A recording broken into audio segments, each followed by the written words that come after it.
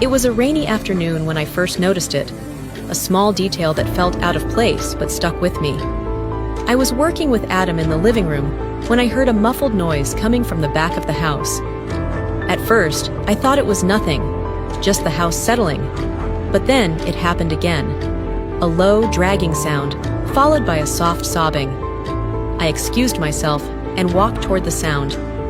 Nora had always been strange, but I had no idea just how far she would go.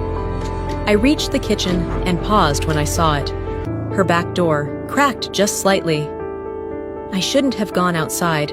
I should have minded my own business. But something told me that if I didn't act, I might never find out the truth. The yard was muddy, and there, behind the garage, I saw something that made my blood run cold. There was a small wooden shed, and I could hear the muffled sound of someone crying, low and pitiful. I should have left.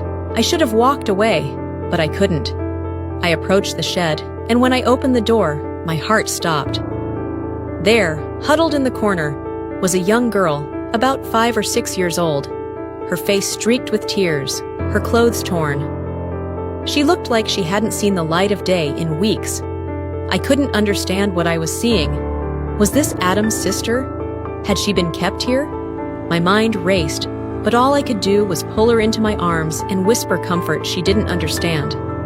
But before I could process the horror of what I was witnessing, I heard a voice behind me, Nora's. It was the kind of voice that could make the air freeze. "You shouldn't have seen that," Nora said calmly, as though it were no big deal. She stood there in the doorway, holding a shotgun. I froze, my heart pounding in my chest.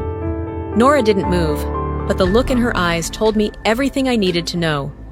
"Get out of my shed, now!" she ordered, and for the first time in my life, I felt the full weight of fear settle over me. I don't know what came over me, but in that moment, the only thing that mattered was getting that girl